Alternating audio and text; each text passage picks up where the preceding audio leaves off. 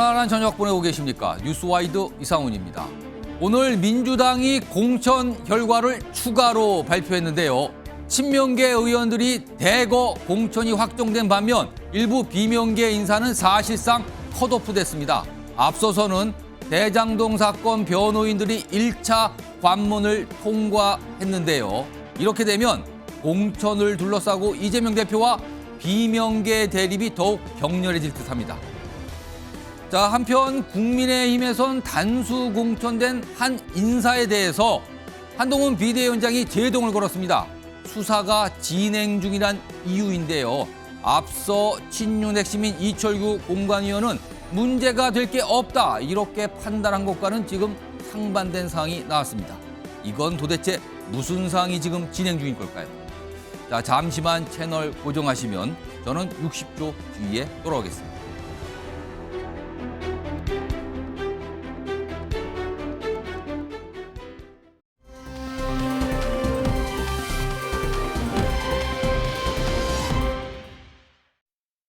단수 후보 지역을 발표하겠습니다. 동대문 갑 안기백 후보, 동대문구 을의 장경태 후보입니다. 인천 연수구 갑의 박찬대 후보입니다. 서구 을의 박범계 후보, 천안시 갑의 문진석 후보, 전략선거구로 지정 요청한 선거구에 관해서 말씀드리겠습니다. 서울 마포구 갑 동작구 을, 경기 의정부시 을, 광명시 을, 충남 홍성군 예산군 이상입니다. 승복할 수 없습니다. 받아들일 수 없습니다. 금품 관련 재판을 받고 있는 것은 저 혼자가 아닙니다. 그런데 저 혼자만 전략지역으로 한다는 거는 이건 명백히 고무줄 잣대입니다. 이재명 대표를 지키려는 이재명 대표 측근 신기를 하기 위한 이런 공천이다. 참 정치권이 뭐라 그럴까요? 다이내믹하죠. 얼마 전에 노웅래 의원은 이재명 대표와 함께하겠다 이런 얘기를 했는데 오늘은 이재명 대표 그리고 이재명 대표 측을 비판하고 있습니다. 공천 때문이죠. 다 공천 때문입니다. 자, 오늘 민주당이요 오후에 공천 결과 지금 매일 발표하고 있는데 오늘도 하나를 발표했는데 그 내용 지금 방금 영상 보셨는데 화면을 좀 정리해 보죠. 오늘 굉장히 많은 지역이 발표됐는데 눈길을 잡았던 핵심 지역만 좀 추려봤습니다. 자, 그럼 오늘 5차 공천 심사 결과인데요. 화면 왼쪽에 단수 공천 확정. 그러니까 이분들은 여러 명이 이 지역에 신청했지만 한 명을 콕 집어서 공천됐습니다라고 결정한 거예요. 여기 보시면 안규백, 장경태, 박창대, 박병계, 문지석. 물론 이분들 말고 더 있습니다. 오늘 10곳 정도 현역 의원들이 포함이 됐는데 특히 이분들이 주목받는 이유는 공통점이 있죠. 이른바 친명으로 통하시는 의원들이라는 거죠. 특히 여기 보시면 장경태, 박찬대 등등등 이런 분들 굉장히 주목을 받고 있어요, 지금요. 친명계 단수공천 이렇게 좀 평가가 되는데요. 반면에 앞서서는 이른바 전략지역으로 선택한 곳이 있습니다. 민주당 공관위에서. 전략지역이라는 거는요, 이미 다른 후보들이 신청을 했지만 그분들 말고요. 당에서 마음에 드는 사람 그쪽에 보낼게요라는 지역이에요. 그렇다면 이미 거기에 신청을 하신 현역 의원들은 이른바 컷오프가 된 겁니다. 공천 배제죠. 근데 여기 보시면요. 몇몇 분들은 이른바 비명으로 꼽히시는 분들이 좀 언뜻 보이네요. 지금 컷오프 대상자는요. 지금 이런 상황이 됐습니다. 앞서서 사실은 이른바 친문계가 최근에 의원평가, 공천과 관련된 의원평가에 강하게 지금 반발하는 상황에 오늘 발표까지 겹치게 된 겁니다. 자, 그럼 이와 관련해서요. 민주당 지도부에서는 최근에 공천 과정을 뭐라고 설명하는지 들어보겠습니다. 선거하는데 일사불란하고 조용하면 그게 북한이지 대한민국입니까? 국민의힘의 조용한 공천보다 조금은 시끄러워도 동료 의원들과 당원들이 냉정하고 객관적인 평가를 바탕으로 진행되고 있는 저희 민주당의 공천이 우월하다고 생각합니다. 주관적인 판단이 아니라 이미 1년 전에 확정해 놓은 특별 당규에 따라 그야말로 시스템 공천을 충실하게, 공정하게, 투명하게 하고 있다는 말씀을 드리고 조금 지금은 혼란스러워 보일지라도 그 결과를 잘 지켜봐 주시기를 부탁드립니다. 자, 손정욱 변호사. 예. 지금 민주당 내에서 최근에 공천 과정과 관련해서 우월한 공천이다. 국민의힘에 비해서 이렇게 평가를 했어요. 이거 어떻게 보셨습니까? 아마 이제 그 냉정하고 객관적인 기준 예. 이렇게 언급했잖아요, 선수. 예. 근데 그 몇 분의 예를 들어 보면 예. 대표적으로 이제 그 박용진 이분이 하위 10%입니다. 10%입니다. 출석률도 이제 90이 다 넘고 법안 발의도 꽤 많이 했어요. 예. 근데 하위 10%는 좀 의외예요. 납득이 안 돼요. 그리고 이제 그 국회 부의장 김영주 예. 김영주 의원. 이분도 100건 넘게 발의하고 아. 90% 이상 출석했죠. 예. 근데 하위 20% 예. 탈당했잖아요. 근데 이재명 대표는 상임위 출석률이 35, 예. 여야 통틀은 이제 꼴찌, 예. 법안 발의 6건. 아. 물론 이제 재판에 출석까지 치면 뭐 좀 더 출석했겠죠. 재판에 의견 선회한 것도 이게 법안으로 본다면 몇 건 더 되겠지만 아. 그거는 이제 김경률 비대위원이 한 이야기고. 그거는 국회하고는 관련이 없잖아요, 그거. 그러니까요. 예. 제 말은 이게 왜 냉정하고 객관적입니까? 저는요, 국어 점수만 이게 왜 공개 못합니까? 왜 산수 점수만 공개하고 국어나 도덕 문제는 평가롭다? 이게 말이 됩니까? 숫자로 명확하게 나오는 평가 항목 말고 약간 어떤 사람의 판단이 들어가는 부분은 왜 공개 안 하냐 이 말씀인가요, 지금? 그렇죠. 지금 이제 국어나 도덕은 평가롭다 했잖아요. 근데 평가를 했잖아요. 이미 한 이상은 검증을 봐야 된다. 예. 저는 하위 20% 이게 과연 수박의 농도에 따라 수박이 3개냐, 2개냐, 1개냐 예. 여기에 따라서 이게 하위 평가인 게 아닌가 이런 데 그 의문이 들기 때문에 예. 지금 이게 저는 공개하는 게 투명하게 맞다 이래 봅니다. 근데 아직까지 뭐 세부적인 그 평가한 내용은 사실은 못 하고 있는데 이런 가운데 앞서서 이 방송 시작하자 노웅래 의원의 반발이 있었잖아요. 화면에 좀 정리해 봤습니다. 지금 보면은 승복 못 한다는 거예요. 본인이 컷오프 됐는데 공천 배제됐는데 승복 못 한다. 그리고 재판 받는 것은 저 혼자 아니야. 이거는 아마도 이재명 대표도 재판 받고 있잖아요. 근데 거기는 뭡니까? 이 얘기를 하고 싶은 것 같죠? 그리고 명백한 고무줄 잣대 이재명과 이재명 측근 지키려는 공천 아닙니까?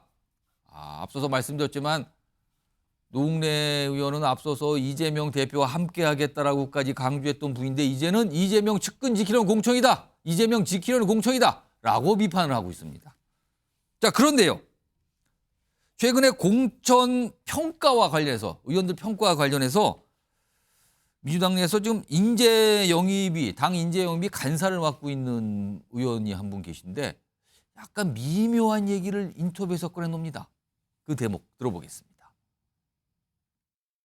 작년 하반기 때 평가를 했을 수 있습니다. 저도 아마 그때 평가를 했던 것 같은데 그 시기가 공교롭게 이재명 체포동의안에 대한 당의 의원들의 소위 가결 부결이 있었던 그 시기 아마 전후 아닌가 싶습니다. 그 시기에 동료들의 평가들이 있었을 수 있지 않습니까? 자, 성추운 민주당 정책위 부의장 나오신데요. 지금 김성환 의원 얘기요. 이른바 지난해 이재명 대표 체포 동의안 그 처리되는 그때 전후의 어떤 평가가 여기 반영된 거 아니냐 이런 취지로 좀 들리잖아요. 그쵸? 이건 뭡니까? 이거 무슨 상황입니까? 그러면은?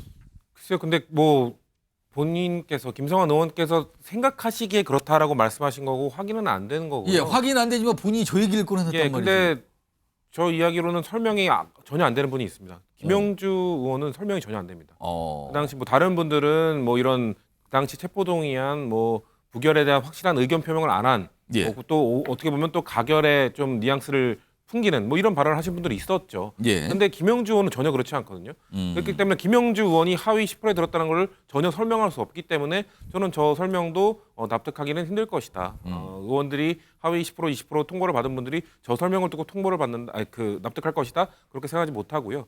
아마도 저는 그 아까 서정욱 변호사님께서도 말씀하셨지만 이 정성평가 그런 것들도 다 설명할 수 있습니다. 설명을 해야 됩니다. 예. 저도 뭐 시험지 채점을 해보는데 주관식 문제들도 주관식 채점 기준이 쫙쫙쫙 다 있습니다. 예. 어떤 중요한 키워드가 들어가고 어떤 것이 다 그런 걸로 충분히 납득할 수 있게 설명을 할 수 있거든요. 예. 그거에 대해서 설명하면 되죠. 만약에 김성환 의원께서 말씀하신 의원들의 다면 평가 여기에서 점수를 못 받았을 수 있다. 전 이 전체 평가가 1000점 만점이거든요. 예. 1000점 만점 중에 그 평가가 대체 몇 점이길래 이걸 다 뒤집을 수 있을 정도인가라는 것도 설명을 해야 되는 것이고, 그리고 그 평가에서 얼마나 편차가 크게 나타났으면 이걸 다 뒤집을 정도가 되는가, 그걸 납득할 수 있게 설명해야죠. 지금 이의 신청, 박용진 의원이나 이런 예. 분들 이의 신청하신 분들 있지 않습니까? 예. 그런 분들께 다면 평가에서 뭐 100점 만점인데 진짜 빵점을 받았다든가. 구체적으로 어떤 항목에 대해서 점수가 그쵸. 몇 점이고 어떤 점수 건 공개를 낮고 해야죠. 높고 이런 거. 동료 의원 평가는 사실 뭐 설명을 할 필요는 없습니다. 다른 정성 평가에 있어서는 뭐 당 기여도라든지 당 기여도도 뭐 측정하는 방법이 있을 겁니다. 그런 것들을 뭐 설명해야 하고, 의원 다면 평가는 의원 설문조사를 해봤는데 이 점수를 받았습니다.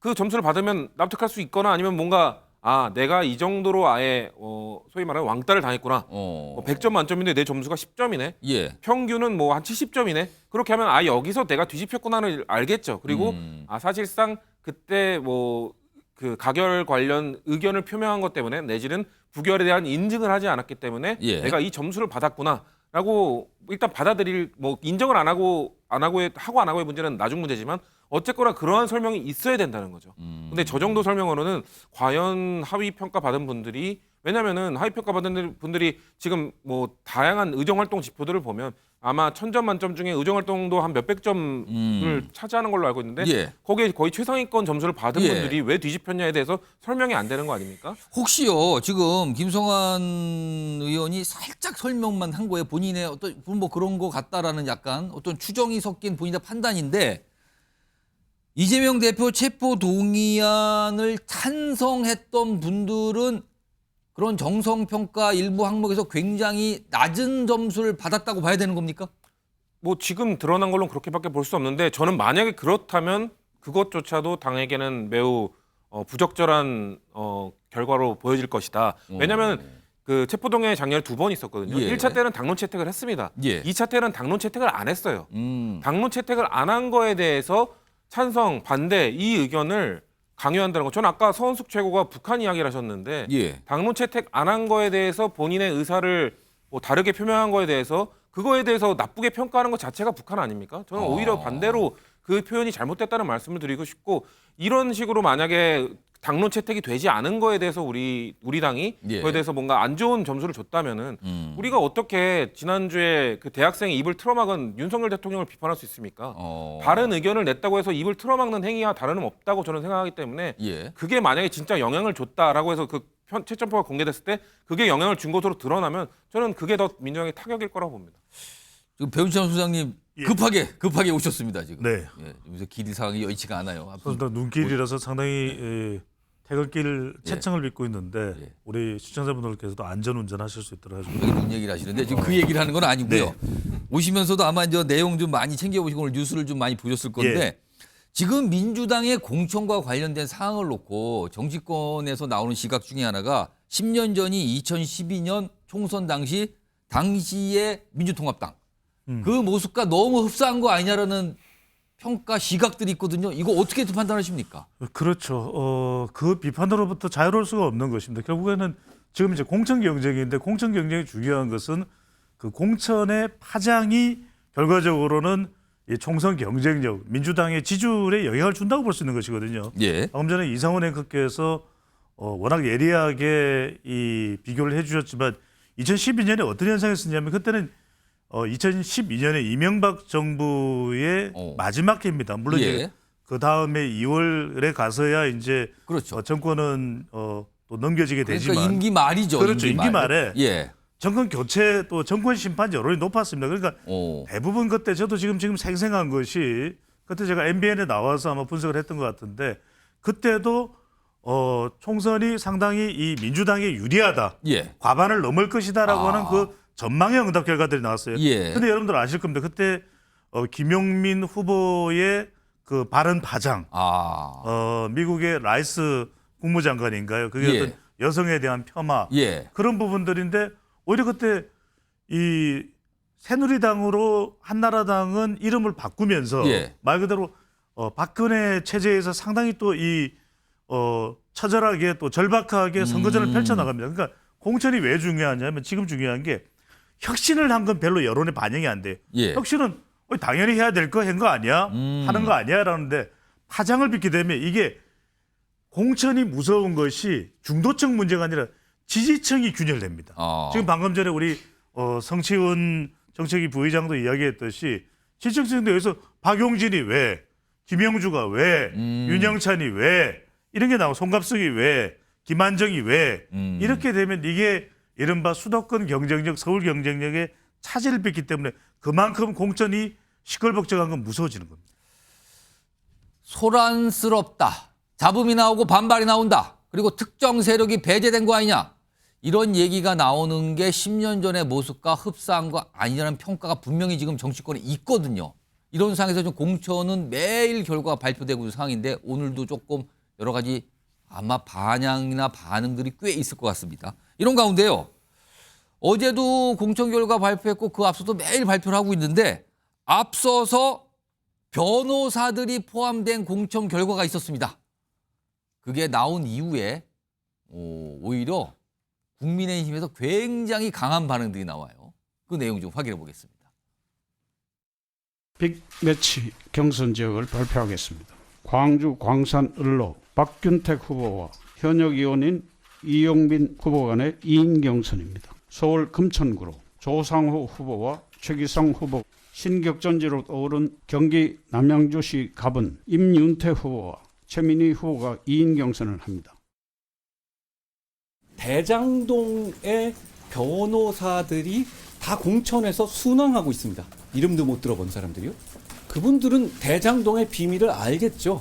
그러니까 이재명 대표 입장에서 무서울 겁니다. 공천을 줘야 하겠다는 생각이 있을 겁니다.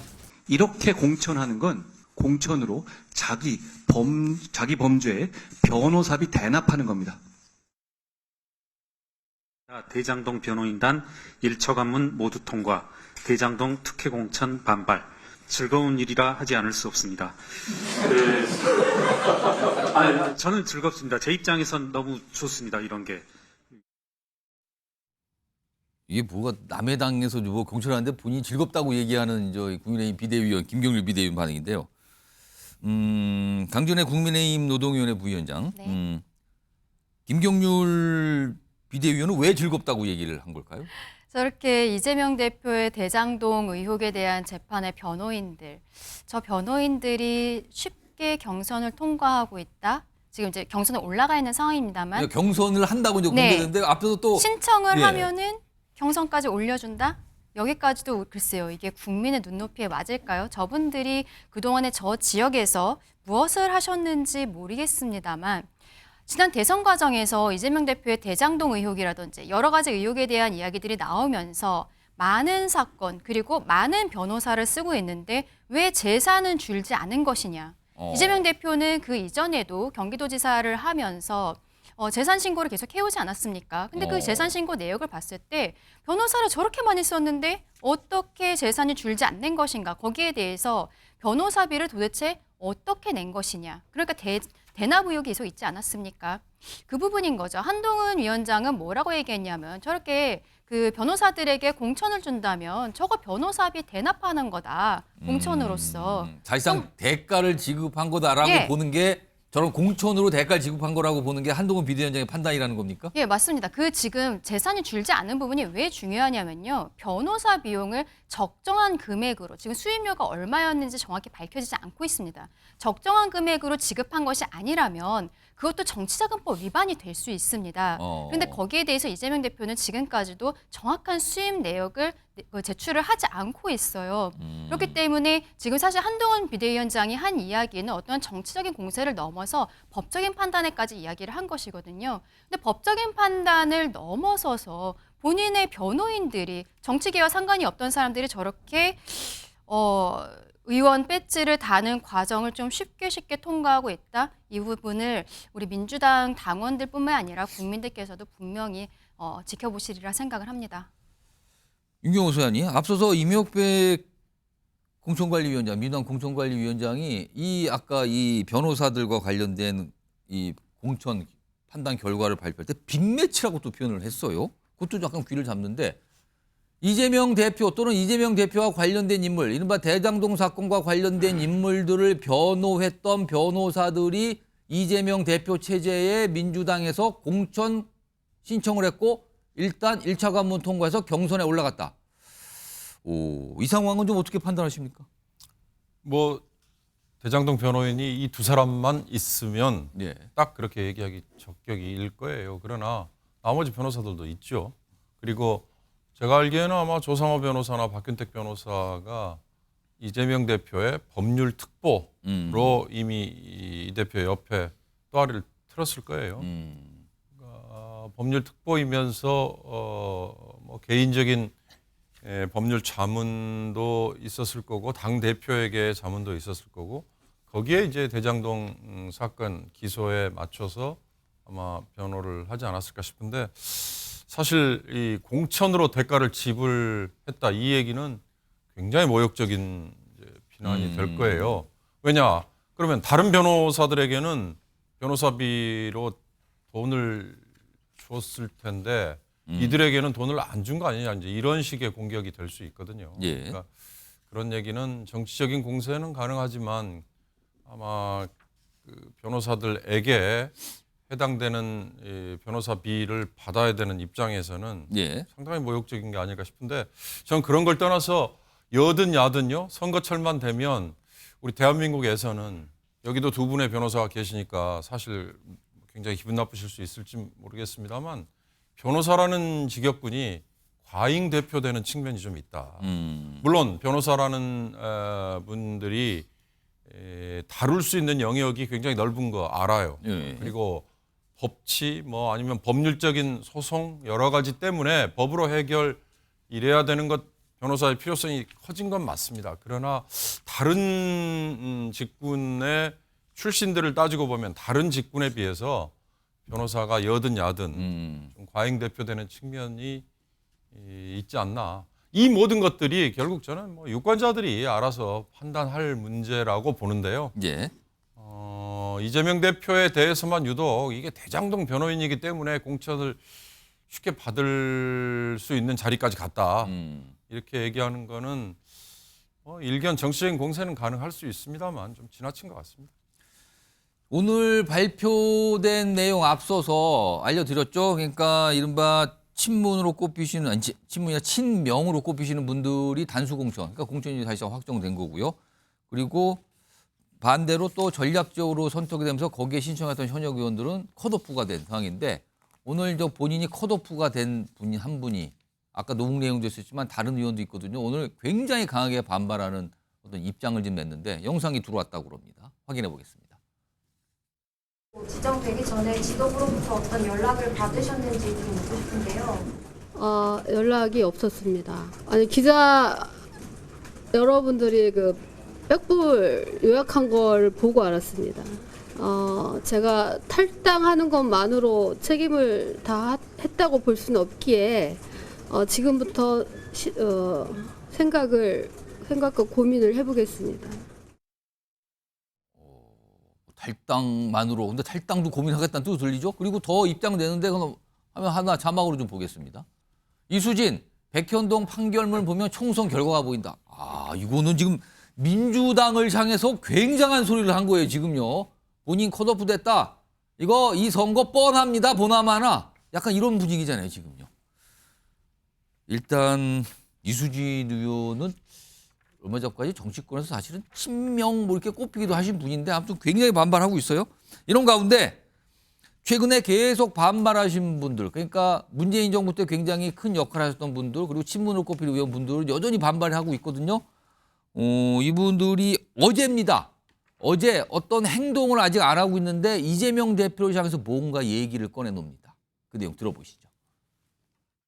거기까지는 아니고 아무튼 최근에 일어난 여러 그 당을 이런 갈등과 분열로 이끄는 여론조사라든지 이런 문제들은 정말 진상을 조사해서 그 책임을 지워야 한다. 책임을 지고 또 불출마라든지 아니면 이 지금 조기 선대위 구성이든 이렇게 본인의 지금 현재 권력을 이양하는 방식으로 가지 않으면 예. 지금 선거가 매우 어려운 국면으로 갈 수밖에 없다. 이렇게. 말하는 거 보면 약간 이거 사퇴, 그건 아니지만 불출마, 총선 불출마 정도를 요구하는 얘기가 좀 조금씩 해요. 그 얘기들을요. 자, 그러면은 이재명 대표와 이재명 대표의 측근은 과연 어떤 반응일까요? 이런 요구들에 대해서 들어보시죠. 이재명 당대표야말로 이번 총선 결과에 가장 영향을 크게 받을 것이고 본인의 정치적인 모든 것들을 사활을 거기에 걸고 있다고 저는 생각하고 있습니다.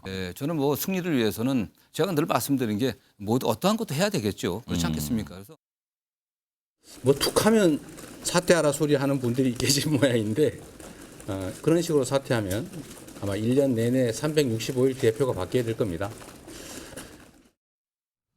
손정 변호사, 뭐 사퇴하라.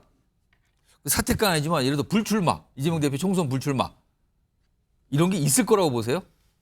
지금은 이제 그 불출마하고 이제 그 대표적 사태 있잖아요. 두 가지 얘기 정도가 이게 나오는 거예요. 둘 다 안 하고는 이게 수습 힘들 거예요.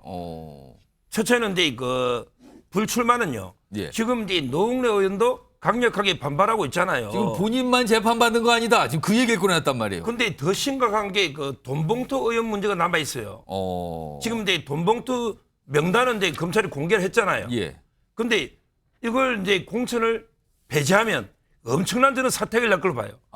지금 이제 수사도 안 했잖아요. 예. 몇 분 빼고는. 예. 근데 수사도 안 했는데 공천에 배제하는데 만약 배제가 됐다. 배제 안 할 수도 없어요. 왜 그러냐면 이제 그 정치자금법하고 정당법이잖아요. 예. 벌금 100만 원 넘으면 대규모 당선 무효입니다. 따라서 이게 배제 안 하고 공천주가 당선돼봤자 다 보궐선거예요. 그러니까 이제 배제를 해야 되는데 하면 강력하게 반발하겠죠. 이재명 대표는 공천 주고 왜 우리는 수사도 안 했는데 배제하느냐? 그렇겠네요. 그래서 이제 이재명 대표가 불출마하는 것 외에는 이제 그 자르기가 어렵다. 이게 첫째 문제고요. 예. 그다음에 두 번째 지금 이제 대표직 내려놓는 것도 마찬가지예요. 원료들이 다 나섰지 않습니까? 예. 정세균, 그다음에 김부겸, 예. 그리고 이제 그 임채정부터 김원기, 문희상 의장, 당의 전부 중진들이 지금 굉장히 비판을 하고 있어요. 그리고 이제 이광철 특보부터 다 나서잖아요. 여기 한 명만 났으면 당이 두동 납니다. 한 명 남았어요. 누굽니까? 지금 이제 고양이를 통해서 경고했어요. 고양이 통해서 경고했어요. 좋아요 누른. 예. 고양이가 눌렀다 하니. 예. 근데 고양이 시켜서 경고한 거죠. 이재명 대표 공천이 사천이다. 예. 이걸 이게 좋아요. 문재인 대통령이 한번 눌렀잖아요. 무슨 사당화 뭐 이런 거에. 예. 지금은 이제 고양이가 어떻게 그걸 누릅니까? 아인슈타인처럼 그런 뛰어난 고양이도 그걸 못 눌러요. 아무튼 그건 모르겠습니다만 예. 아무튼 설명은 그래요. 그러니까요. 제 말은 이제 진짜 문재인 대통령이 행동에 나서는 순간 이미 당은 메가톤급 핵폭풍으로 완전히 두동을 납니다. 지금이라도 이게 이재명 대표가 물러서야 된다. 그것만이 유일한 해법으로 봐요. 성취윤 부의장은 이래서 이재명 대표의 불출마 선언 가능성 이거 어떻게 판단하십니까? 저는 매우 낮다고 봤는데 근데 정성호 의원께서 뭐 할 수 있는 건 다 해야죠라고 말씀. 승리를 위해서는 어떤 거라도 해야죠라고 얘기를 했단 말이에요. 그거는 뭐 그것도 염두에 두겠다라는 말로 또 들립니다. 그래서 저는 뭐 고려 카드 중에 하나가 될 수도 있겠다는 생각 드는데 일단 그거는 고려를 해야 된다고 저도 종합적인 검토가 필요하다고 생각하는데 예. 지금 그렇다고 해서 이재명 대표가 바로 사퇴, 당대표 사퇴라는 게 맞는가? 그거는 오늘도 일축했어요. 뭐 툭하면 사퇴 얘기냐? 저도 그 얘기는 부적절하다고 생각합니다. 왜냐하면 지금 뭐 수습할 수 있는 사람도 없습니다. 왜냐하면 지금 사실 그 전에 뭐 비대위 원장 이런 걸로 논의가 거론이 되던 분들, 뭐 그 김부겸 전 총리라든지 이런 분들이 지금 공천 이대로 가면 우리도 어떠한 도움도 줄 수 없다라는 식으로 사실상 통보를 하지 않았습니까? 예. 그렇기 때문에 이 지금의 상황을 수습하지 않으면 맡아줄 사람도 없고 맡을 사람도 없습니다. 그렇기 때문에 일단은 이 상황을 수습하는 게 먼저고 예. 그리고 뭐 이재명 대표에 대해서 뭐 이선 후퇴로는 예전부터 나왔지만 그때 또 저는 그 당시에 친명들이 주장했던 거 이재명 없이 안 된다. 저는 거기에 동의를 했거든요. 근데 예. 그 다음으로 넘어갔어요. 저 이재명만으로는 안 된다. 근데 여기에서 완벽하게 실패를 하고 있는 겁니다. 이재명만으로는 안 되는 게 명확한데 지금 이재명이 아니 뭐 친문 세력이라든지 뭐 전직 총리 뭐 그 정세균 총리 세력이라든지 이런 분들 다 지금 제외하고 있지 않습니까? 그러니까 이거에 대해서 수습을 해야 되는 거고 이 역할을 맡을 수 있는 거는 이재명 대표인 거고 사실 저는 민주당의 공천이 지금 사실 뭐 그 불공정한 여론조사라든지 이런 것들 때문에 좀 잡음이 엄청 나오고 있는데 그런 여론조사에 관련된 지역구들이 지금 공천 결과, 경선 발표 이런 것들 아직 안 나왔어요. 그러니까 저는 수습할 수 있다고 생각합니다. 지금이라도? 예, 아직 수습할 여지가 충분히 있다고 생각하고 사실 지금 드러나 있는 국민의힘의 공천 보면은 사실 잡음도 없지만 뭐 혁신도 없고 새로운 예. 것도 없고 현역원들이 매우 유리하게 되고 있거든요. 저는 그래서 민주당의 그 남은 지금 발표들을 좀만 지금 바로 잡는다면 충분히 보여줄 수 있다. 왜냐하면 저는 지금 드러나지 않지만 민주당에서 있었던 공천 결과들이 저는 혁신적인 게 있었다고 보거든요. 예를 들면 호남 지역 경선에서 현역 의원들이 다 지금 패배했습니다. 경선을 통한 탈락이에요. 그렇죠. 경선 이거는 현역 의원들도 다 수긍할 수밖에 없거든요. 그 사실은 경선했으면 당을 나가기가 안 되는 거죠. 그렇죠. 못 안 나갈 됩니다. 수도 없고 수긍할 수밖에 없고 또 저는 호남의 유권자들이 이 정도로 역동적으로 지금 하는 현역 의원들 뭐 바꿔야 된다고 하면은 이 투표로 보여주는 거거든요. 그렇기 때문에 저는 유권자들, 당원들에게 맡겨서 경선 기회, 지금 뭐 아까 화면에서 봤던 홍영표 의원이라든지 이런 좀 대표적인 이 불공정 여론조사의 지역으로 거론된 분들 다 공정한 경선 기회 드려야 됩니다. 예. 그렇게 해서 당원이나 유권자들에게 맡긴다면 오히려 거기서 뭐 바뀌는 분들도 있을 거고 수성하는 분도 있을 거고 그런 식으로 역동성을 보여주면 전 충분히 지금 잡음도 없지만 감동도 없는 국민의힘 공천보다 민주당의 공천이 우월하다. 지금까지는 우월하지 않죠. 지금 잡음이 이렇게 많고 의혹들도 그럼 많은데. 수습의 방법은 약간 논란이 되고 있는 그런 상황이나 지역구나 인물에 대해서는 경선까지 다 보장을 해줘야 된다고 생각합니다. 그거에 플러스 아니면 불출마 선언까지 필요하다고 보십니까? 그렇게 해서도 일단 선수습이기 때문에 예. 선수습을 그렇게 했는데도 뭔가 당의 그런 것들이 다른 뭐 국민들의 시선이 이런 게 회복이 안 되면 그때 고려까지 그런 것도 고려해야죠. 불출마까지도 고려해야겠지만 그리고 노웅래 의원 지역 그 카드는 사실 노웅래 의원 거기 지역에 대해서는 예. 이재명 대표가 불출마하지 않는 이상 수습할 수 있는 방법이 상당히 없습니다. 그러니까 지금 노웅래 의원이 딱 그 재판 문제를 그쵸. 걸고 들어왔어요. 그리고 지금요. 다른 분을 혹시나 노웅래 의원이 내가 깨끗하게 물러나겠다고 한들 예. 다른 사람을 공천해 주더라도 마포갑 지역은 사실 민주당세가 그렇게 노웅래 의원이 4선을 해서 민주당이 좋은 것처럼 보일 뿐이지 당세가 그렇게 강한 곳이 아닙니다. 그렇기 때문에 저 지역은 사실상 지금 거의 뭐 포기를 하면서 왜냐하면 노웅래 의원의 그 공천 자체가 예. 다른 그 서울 지역에 영향을 줄 수 있다는 판단으로 지금 사실상 거의 포기로 가는 건데 예. 포기하지 않는 모습으로 보여주기 위해서는 이재명 대표의 불출마도 카드가 될 수 있는 거죠. 그러니까 노웅래 의원이 본인이 이제 컷오프 사실상 컷오프가 된 거잖아요. 그러니까 저만 재판 받고 있는 거 아니거든요. 어떤 분도 재판 받고 있거든요. 이렇게 얘기를 꺼내놓은 겁니다. 지금요. 내용입니다. 내용. 자, 첫 번째 이슈 민주당 공천 관련 사안과 관련해서 다각도로 좀 전해드렸고요.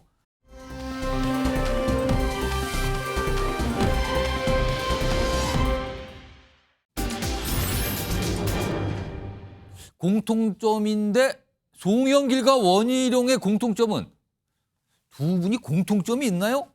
소속 정당이나 지금 행로가 완전히 다른데 공통점은 무엇일까가 제목입니다. 공통점이요? 이 얘기를 이 주제가 다루고 있군요. 화면 보시면 공통점이 나옵니다. 이천수 선수입니다.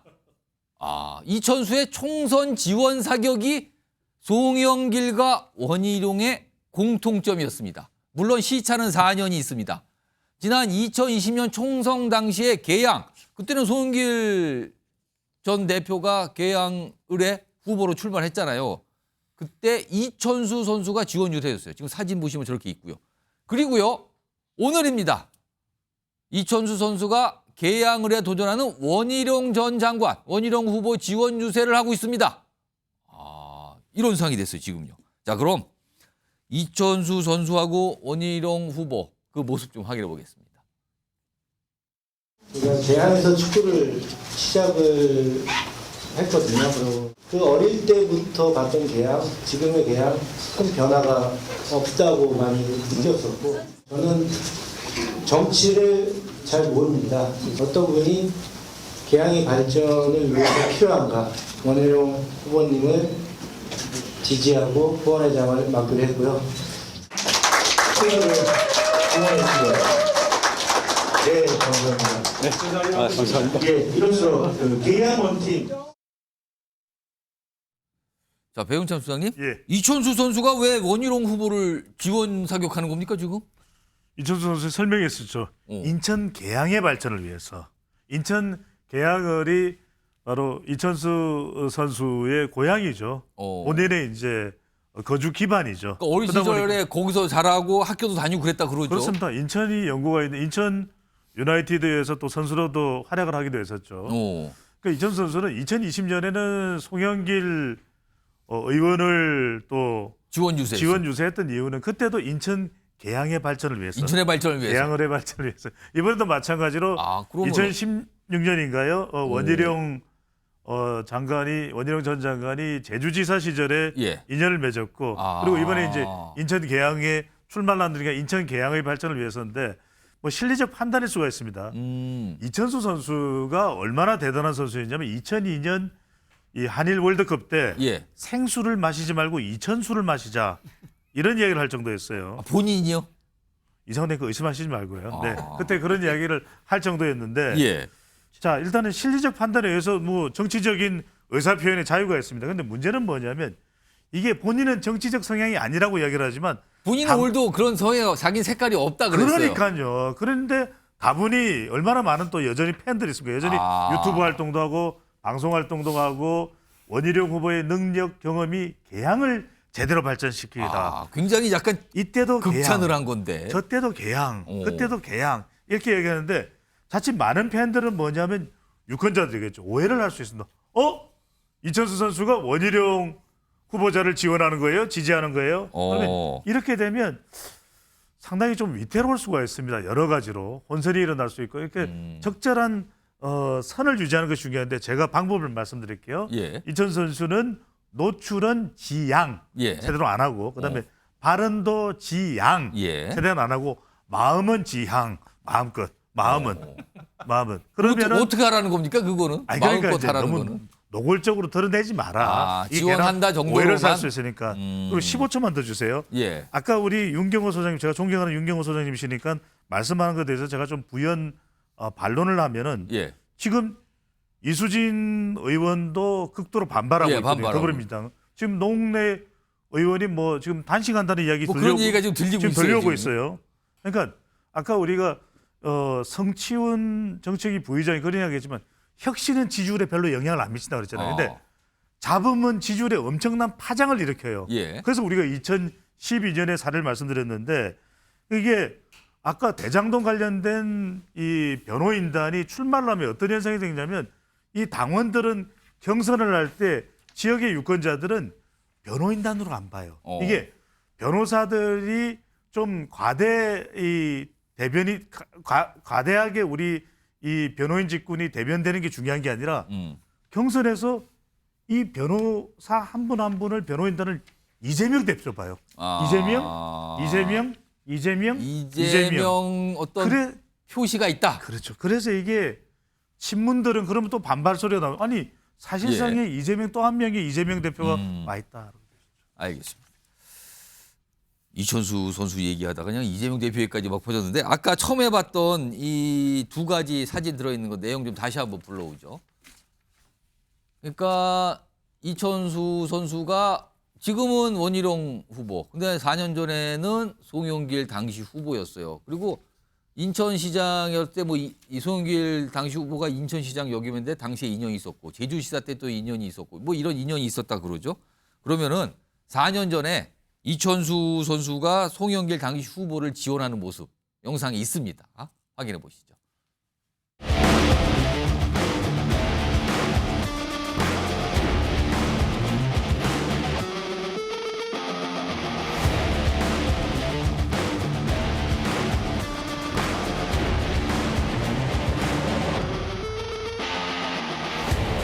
여러분의 손으로 직접 민주당 대통령 후보를 뽑아 주십시오. 저런 식으로 뭐 관계가 있고 굉장히 지원했다는 거예요 지금요. 뭐 사진도 많이 남아 있으면 당시에 도왔던 사진들. 강전의 부위원장. 그러면은 이천수 선수 얘기 보니까 일관된 게 있어요. 자기가 어린 시절에 자랐던 고향 같은 계양의 발전을 위해서 내가 어떤 후보를 밀겠다 이거잖아요 지금요. 4년 전에는 송영길, 지금은 원희룡입니다. 그러면은 이재명 대표는 도움이 안 된다는 거예요? 개항 발전에 지금? 이렇게 되는 겁니까? 상황이? 네, 중간에 이재명 대표는 쏙 빼고 원희룡으로 이제 점프를 한 것으로 이 상황이 보이는데요. 굉장히 묘하게 해석이 되는데요. 네, 그렇다면 이천수 선수 같은 경우에는 전 국민이 다 아는 축구 스타죠. 그런데 본인이 개항에서 그 축구를 시작을 했고 굉장히 고향을 발전시키고 싶다는 마음이 굉장히 강한 것 같습니다. 적극적인 어떤 정치 관여층으로도 보이는데요. 예. 그러니까 이제 송영길 전 대표의 경우에도 한 번이 아니라 여러 차례에 걸쳐서 그 같이 영상을 찍는다든지 후보 뭐 지지 유세를 한다든지 이런 것들이 보이지 않았습니까? 그런데 지금 당을 완전히 바꿔서 이제 좌측에서 우측으로 그렇습니다. 가서 원희룡 전 장관을 지금 지지한다고 그러면서 오늘 아침에 개항에서 지하철 유세도 함께 시작을 했어요. 나란히 서서 인사도 하고 그런 모습이었어요. 총선 날까지 계속 함께 하겠다라고 하면서 오늘 보니까 같이 빨간 목도리도 하고 있는 걸 봤을 때 생긴 것도 약간 닮아 보이는 오늘 좀 그런 느낌도 있었습니다. 근데 이게 어떻게 보면은 지역 주민의 민심을 보여주는 것이 아닌가 저는 그런 생각도 합니다. 송영길 대표가 글쎄요 뭐 인천에 대해서 얼만큼 발전을 시켰는지 잘 모르겠습니다만은 적어도 중간에 하나 빼먹었었던 이재명 대표 같은 경우에는 개항 주민들이 봤을 때 우리 동네의 발전에 그다지 큰 도움은 되지 않았네. 라는 생각을 하는 것으로 그렇게 좀 생각을 해볼 수 있을 것 같은데요. 예. 어쨌든 앞으로 이천수 선수와 원희룡 전 장관의 이 콤비가 얼마나 큰 지지율 상승을 불러일으킬지 지켜보겠습니다. 윤경호 소장님, 4년 전에 이천수 선수는 송영길 당시 후보도 지지했지만 인천에 출마한 다른 민주당 후보도 다 도움으로 유세로 다녔거든요. 근데 이번엔 아예 당을 바꿔서 국민의힘의 원희룡 후보를 지원하는 거예요. 그렇다면 이거는 돌려서 얘기하면 민주당의 이재명 대표는 지지하지 않는다가 되는 건데 이거는 무슨 상황입니까? 뭐 그걸 떠나서 정치적인 색깔이 저는 없습니다라고 얘기했지만 성향이 바뀌었나 이렇게 추정해 볼 수 있죠. 지지하는 정당이 달라졌나라는 생각도 드네요. 글쎄요. 그러면 아예 내놓고 제가 과거에는 민주당 지지했습니다만 이제는 국민의힘을 지지합니다라고 아예 솔직히 말을 하든가 아니면 우리 배종찬 소장이 재밌는 표현을 했는데 실리적 판단. 이게 저는요. 조금 비아냥거리는 표현으로 만약에 바꾼다면 이길 것 같은 편은 다 우리 편. 뭐 이런 식으로. 아니면 좀 더 세 보이는 편은 우리 편. 예를 들어. 그렇게 혹시 그렇게 판단한 거 아닌가 이렇게 보시는 거예요? 공격을 하면 아마 할 말이 없겠죠. 그러나 글쎄요. 인천 계양 지역구에 이재명 대표가 별로 기여한 바가 없다? 통상 우리 예산 심의할 때 쪽지 예산 잘 아시잖아요. 당 대표나 원내대표 또는 예결위 위원장 간사는요. 가만히 있어도 그 지역의 현안을 위한 예산들 쏟아 부어주잖아요. 그런 점에서 아마 계양의 지역구 구민들이 이재명 대표가 뭐 어떤 일을 했느냐 굳이 따져보지 않아도 그건 별로 그렇게 할 말은 없을 거예요. 그러니까 전 한 가지 우려스러운 건 연예인이나 스포츠 스타들은 본인이 나는 이제부터 정치 활동을 하겠습니다라고 선언을 하고 뛰어들면 모르지만 그렇지 않으면 청소년들이나 아니면 다른 셀럽에 대한 그 지지층 뭐 팬덤이라고 그러잖아요. 그들이 있는 한은 또 다른 후폭풍을 가져올 수 있다. 이제 이천수 선수는 아마 어느 특정 팀의 감독이나 코치로 가겠다고 할 때 엄청난 반발에 본인이 손실을 감수해야 될지 몰라요. 어느 방송에 해설 같은 걸 맡겠다고 그러면 반대쪽에 있는 사람들이 가만히 있겠어요? 그러니까 그런 점에서 본인이 좀 신중할 필요가 있지 않을까 하는 생각이 들고요. 아까 노웅래 의원이 단식 이런 얘기 하니까 저도 한마디만 첨언을 하자면 오늘 5명의 컷오프 현역 의원들 물론 비례대표도 있어요. 그러나 자기 지역구들이 있잖아요. 광명을의 양기대 의원 같은 경우는 시장을 2번씩 하지 않았어요? 이낙연계라고 낙인이 찍혀 있는 거 이외에는 과연 어떤 이유인가 라는 거를 당 지도부나 아니면 이재명 대표 쪽이나 공관위에서 명쾌하게 해명을 하지 않는 한은 이건 그냥 나가라라는 어떻게 보면 외통수로 몰아가는 의미밖에 안 받아들여지는. 그러니까 이런 식의 지금 민주당이 갈라치기 하는 공천이 특히 현역 의원들을 전부 물갈이라는 이름으로 잘라내는 반면에 국민의힘은 현역 의원들 웬만하면 다 경선을 시키잖아요. 그렇습니다. 지금. 경선을 통해서 하고 나면 아시다시피 우리 선거법상 탈당도 못하지요. 이인제법이라고 그러잖아요. 그렇게 족쇄가 자연스럽게 채워지는데 민주당은 왜 지역에 기반이 있는 아니 시장을 2번이나 한 양기대 의원 같은 사람을 광명을 해서 밀어내는 건 그건 나가서 무소속으로 그럼 뛰어라라는 의미밖에 안 되지 않느냐 이거죠. 이런 식의 공천을 하다 보면 아마 분란이 더 커지지 않을까라는 생각이 들어요. 자, 지금 이천수 선수 관련 얘기하다가 이제 앞서서 했던 주제 이게 워낙 지금 뜨거운 주제니까 패널분들이 자꾸 그냥 1번 주제로 이렇게 다시 가는 경향이 있어요. 다시 2번으로 제가 불러오겠습니다. 2번 주제 이천수 선수 집중해 보죠. 이천수 선수의 오늘 원희룡 후보 이런 지원 유세하는 모습, 지원 사역하는 모습에 대해서 반응들이 좀 나왔어요. 이제 유권자의 반응 혹은 뭐 축구 팬 또는 아까 정치에 관심이 많으신 분들 반응인데 화면 좀 보겠습니다. 여기 보면 찬반 조금 나누는데 정치색 없이 골고루 도와주네. 앞서서는 민주당, 지금은 국민의힘 후보 이런 거. 이천수 괜찮다, 호감이다. 아니 축구에만 관심이 있는 줄 알았는데 정치 쪽에 뭐 일을 한다니 신기하다. 이런 반응이 있는 반면 좀 빨간색으로 된 게 있어요. 이천수가 뭔데 후원회장이냐? 실망입니다. 비호감입니다. 이런 반응이 나오네요. 정치인 부의장. 예. 근데요, 아까도 말씀드렸지만 이거 왠지 이재명 대표가 의문의 일패입니까 지금? 저는 이재명 대표에 대한 뭐 승패 여부 이걸 따진 게 아니라 이천수 선수는 여당을 좋아하는구나. 저는 그렇게 생각합니다. 여당을 좋아한다. 공통점은 여당이 정권이 바뀌니까 권력이 있으니까요. 저는 그래서 여당을 좋아한다. 저는 혹시 민주당 지지자분들이 이천수 후보의 뭐 SNS나 이런 데 가서 절대로 공격하면 안 됩니다. 우리가 여당 정권을 찾아오면 여당이면 그럼 다시 이천수 선수는 돌아올 겁니다. 그렇기 때문에 가서 공격하지 마시고 또 천수형 무서운 분입니다. 2002년 월드컵 때 이탈리아의 유명한 수비수인 말디니의 뒤통수를 차버린 걸로 유명하거든요. 천수형 함부로 건드리지 말고 우리가 다시 집권하면 천수형도 돌아올 테니까 너무 공격하지 말라는 말씀을 드리고 싶습니다. 여당 쪽을 항상 지지하는 것다. 그러고 보니까 또 해석이 되네요. 그 당시에 민주당이 여당, 지금은 국민의힘이 여당.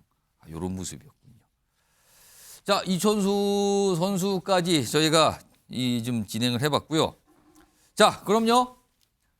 목요일마다 찾아오는 순서 이상 토크 오늘도 준비되어 있는데요. 오늘은 이 대표님을 좀 모셔봤습니다. 앞서 좀 다뤄봤는데 지금부터 목소리 직접 들어보죠. 자, 이 대표님 나와 계시죠?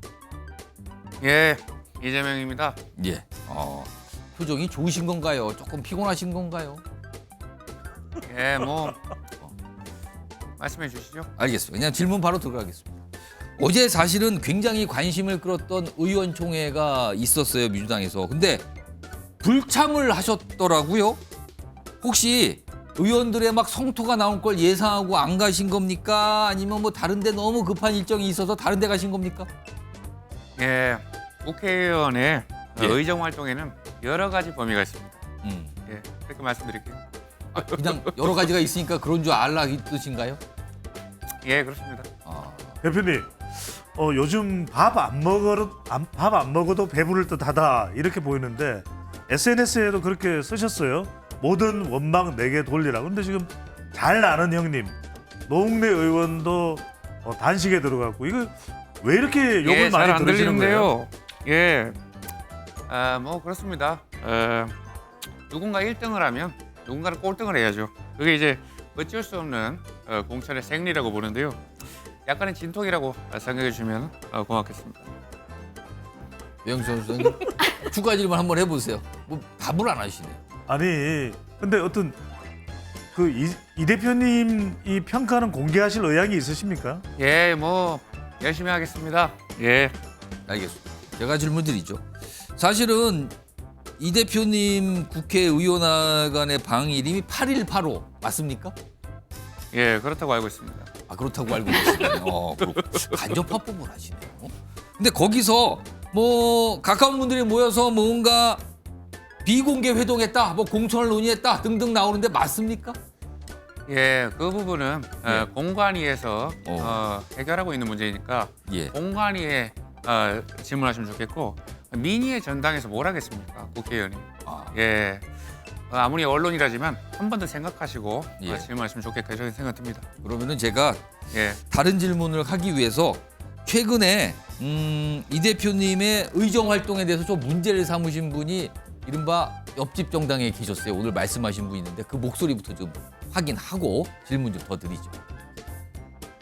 이재명 대표의 경우 2년간 대표 발의 법안 건수가 6건, 상임위 출석률은 36%였습니다.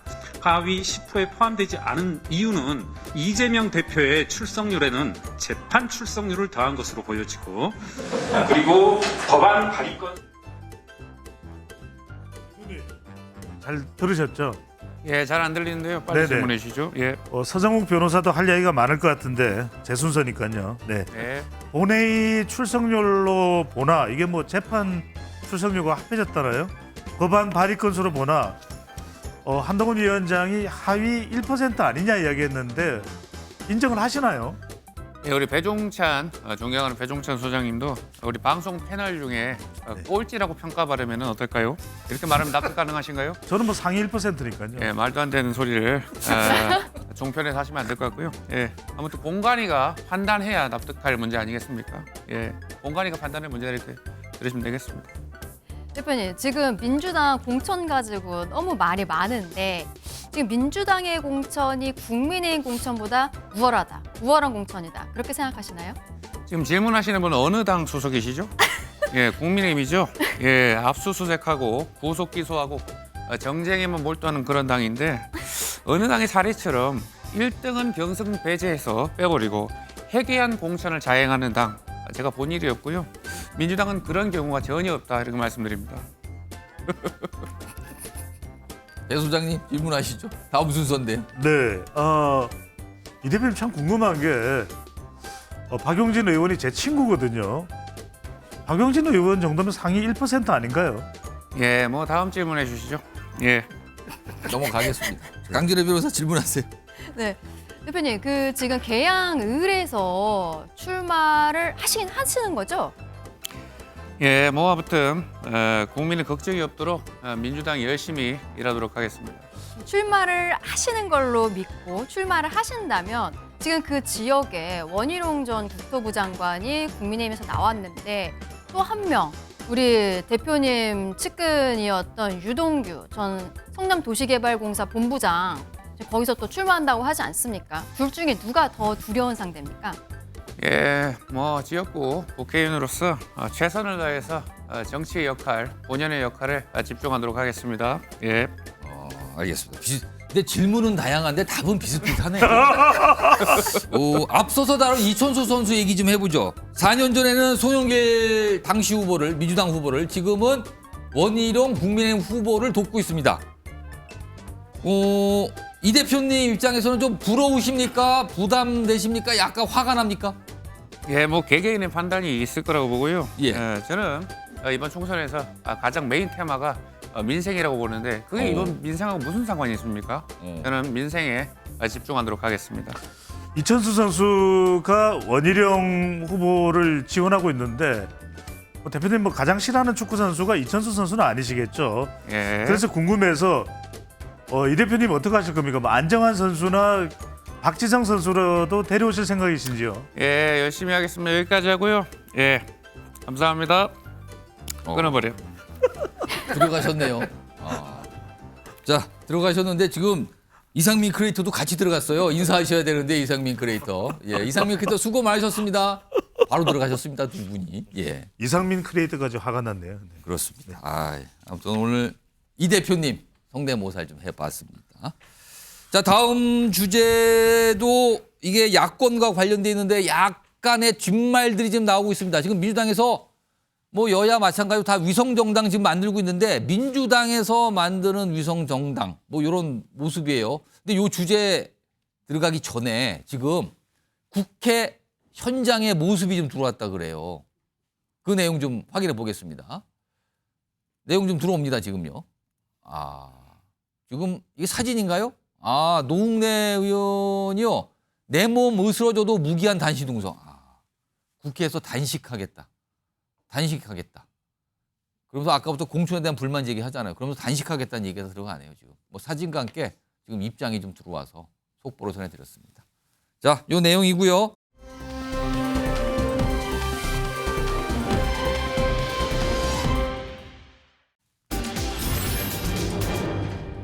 자, 지금 여야가 위성정당, 비례용 위성정당을 만들고 있는데 지금 민주당에서 만들고 있는 비례용 정당에 해산됐었죠? 통진당. 그 후신 정당의 의석을 보장했다. 이런 얘기가 지금 나오고 있습니다. 그럼 이게 어떻게 된 상황일까요? 지금 이 상황을 놓고 국민의힘 그리고 민주당 내에서 여러 가지 목소리들이 나오고 있는데요. 그 내용 좀 들어보겠습니다. 운동권 특권 세력, 이재명 개딸 세력, 이런 종북 통진당 세력, 거기다 조국까지 정말 살벌한 라인업입니다. 우려했던 대로 이번 총선에서 이재명 대표가 자기가 살기 위해서 정통의 정당, 민주당을 통진당화하고 있습니다. 민주당이 신원 보정을 해서 지하에서 반대한민국 활동을 하던 세력들이 당당히 국회에 진출을 하는 그런 길을 열어주고 있습니다. 반미 종북 반대한민국 세력의 숙주가 되기를 자처하고 있다고 해도 과언이 아닙니다. 그분들의 여러 가지 노선과 차이에 대해서는 어떤 우리가 민주주의를 발전시키는 자양분으로 좀 삼아야 되고 또 그런 저희 당과의 다른 그런 것에 대해서는 걸리는 그런 필터링 일을 해야 되지 않나 이렇게 생각합니다. 자, 그럼요. 지금 민주당이 주도하고 있는 비례대표용 위성정당 이 상황을 제가 큰 화면으로 좀 정리해드리겠습니다. 여기 화면 좀 보시죠. 그 다음에 보시면요. 제목이 민주당 주도 비례연합입니다. 일단 이름은 뭐 이렇게 좀 알려져 있죠. 내달 3일에 창당 예정인데요. 우선 이 민주당이 주도하는 비례대표용 위성정당에 참여하는 어떤 정치 세력들이죠. 물론 민주당도 참여합니다. 주도하고 있고요. 그리고 여기 보면 새진보연합이라고 있습니다. 그리고 진보당이 있습니다. 그리고요. 시민회의라고 약칭으로 불리죠. 시민사회단체에서 활동하는 인사들의 어떤 모임도 있습니다. 이렇게 네 가지 세력이 요 정당을 지금 추진하고 있는 건데요. 그런데요. 일단 요 가운데 진보당 보겠습니다. 진보당은요. 그 전신을 따라 올라가 보면 통합진보당입니다. 과거에 문제가 발생해서 위헌정당 심판을 받고 해산이 됐죠. 그런데 그 후신 정당이 진보당입니다. 여기 보면 얼굴 기억나시겠죠? 김재현 전 의원 뭐 이런 인사들이 지금 활동하고 있는데 지금 민주당하고 어제 합의를 본 게 이 진보당 몫으로 비례 3석을 일단 보장했습니다. 그리고요. 민주당과 지역구에서 경선을 하기로 했습니다. 그러니까 민주당 후보가 있고요. 진보당 후보가 있으면 경선을 통해서 후보를 정한다는 겁니다. 단일화 방식이. 좀 이런 상황이 하나가 있고요. 이쪽으로 가겠습니다. 다시 좀 크게 좀 잡아주시면요. 여기는 시민회의, 연합정치시민회의라는 어떤 사회 시민단체의 어떤 모임이 있는데요. 여기는 비례 4석을 보장했습니다. 이 정도면요. 아까 진보당도 그렇고 거의 비례대표 의석을 확보한다고 보는 겁니다. 근데 여기는요. 참여하신 인사들 분의 일부를 보면 과거에 광우병 관련된 그리고 반미 시위를 주도했던 분 그리고 국가보안법 위반, 뭐 이적단체 활동 등등등 이런 전력이 있던 분들이 참여하고 있습니다. 자, 이와 관련해서 앞서서 한동훈 비대위원장은 종북 세력의 부활이다. 이재명 살리기 위해 종북 세력도 부활시키는 거다. 이렇게 비판하고 있고요. 안규백 민주당 전략공천관리위원장은 저희와 다른 것은 필터링해야. 그러나 뭔가 다양한 목소리를 반영하는 거다. 이렇게 얘기를 하고 있습니다. 자, 그럼요. 특히 이 중에서 지금 진보당 관련해서 여러 가지 뒷말과 논란이 되고 있는데 과거에 통진당과 관련된 모습이 있습니다. 확인해 보겠습니다. 사회자께서 그렇게 추측하시는 것 같고요. 누구나 쓸 수 있는 말이라고 자경맹동주의라는 말이 우리나라에서 누구나 쓸 수 있는 말이라고 좀 판단하시나요? 김 의원께서는? 네, 그렇게 생각합니다. 저는 많이 들어왔었고요. 저는 전쟁에 반대합니다. 뼛속까지 평화주의자입니다. 주문을 선고하겠습니다. 주문 1. 피청구인 통합진보당을 해산한다. 2. 피청구인 소속 국회의원들은 그 의원직을 상실한다. 후석 변호사, 이 상황 지금 어떻게 이해하고 계십니까? 먼저 이제 그 헌법재판소 법에 위헌정당으로 이제 해산되면 그와 이제 유사한 노선 인물들이 뭐가 또 만들면 안 되잖아요. 그러게 금지하는 게 있기 때문에 예. 저는 이 자체가 이제 그 위원정당 해선 취지에 비추어 보면 새로운 이제 진보당 자체가 예. 후신이라고 저는 봅니다. 인물이 같은 인물이 많고 예. 그리고 이제 노선이 비슷합니다. 주장하는 노선이. 따라서 이제 그 자체가 저는 위헌이다. 이렇게 보고요. 자, 두 번째. 근데 왜 민주당이 예. 이런 게 그 진보당의 그 의회 입성을 도와주는지 그러면 이게 민주당하고 노선이 같은지 이걸 대답해야 돼요. 대표적으로 이제 민주당은 한미동맹 해체를 원하느냐 안 원하느냐 이걸 분명히 답해야 돼요. 진보당은 이제 한미동맹을 파기하겠다는 거예요.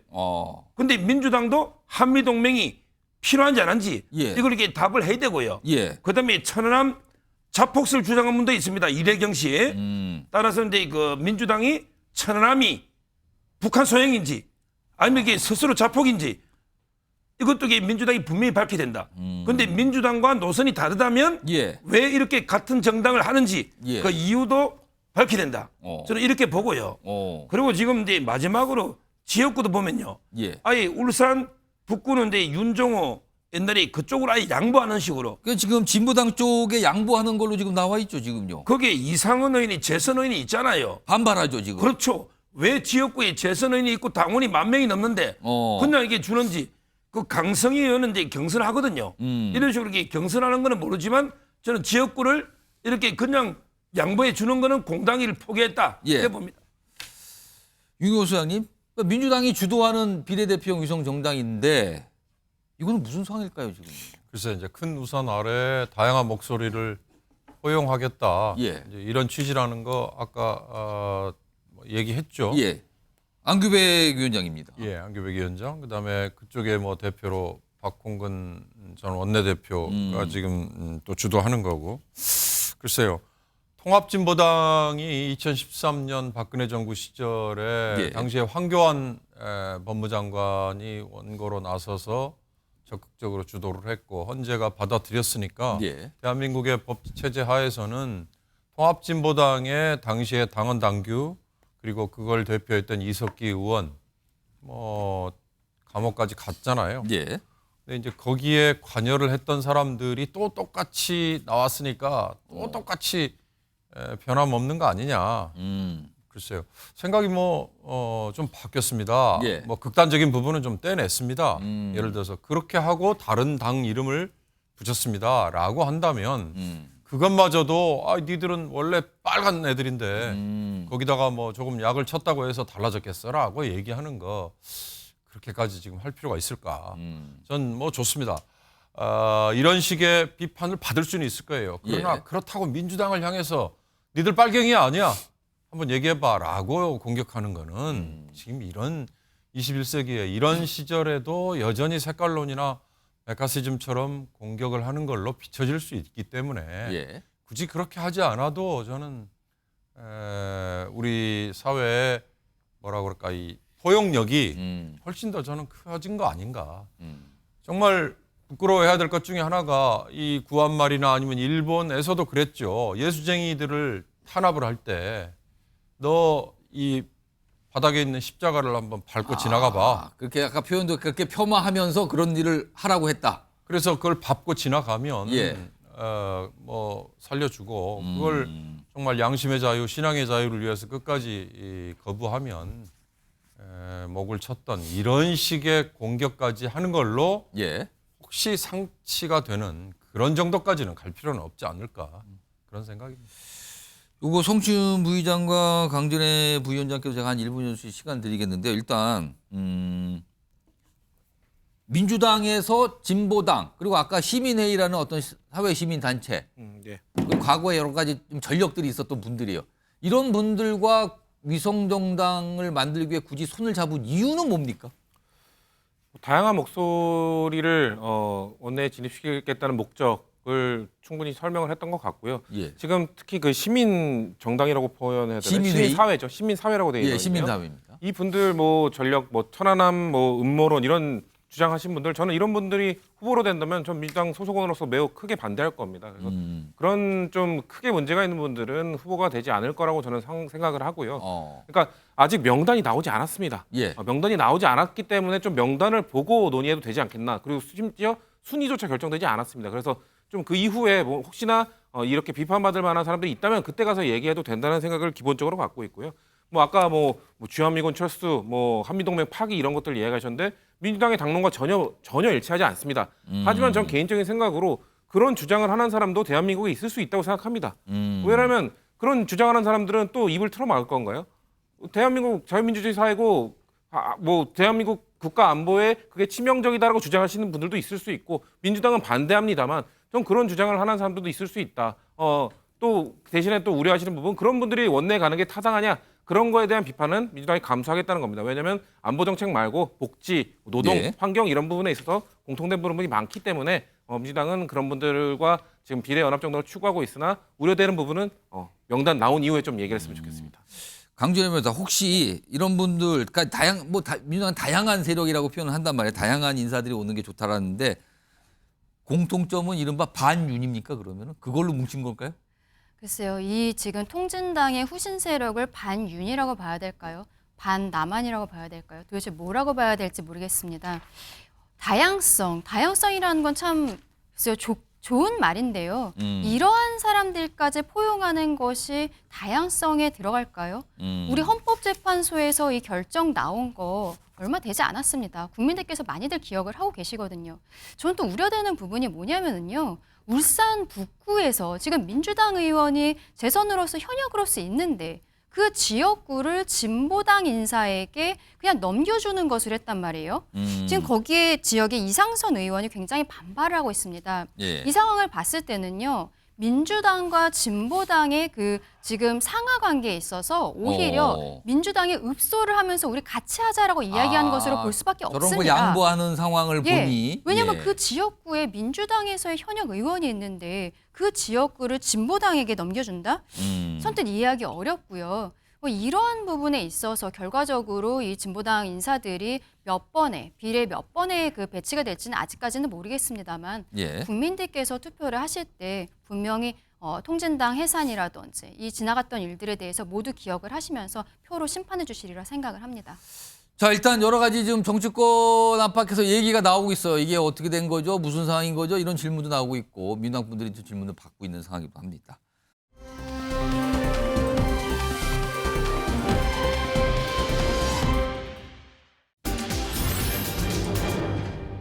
한동훈이 제동을 걸었다. 어떤 공천 상황과 관련돼서 그거 안 됩니다라고 얘기를 한 겁니다.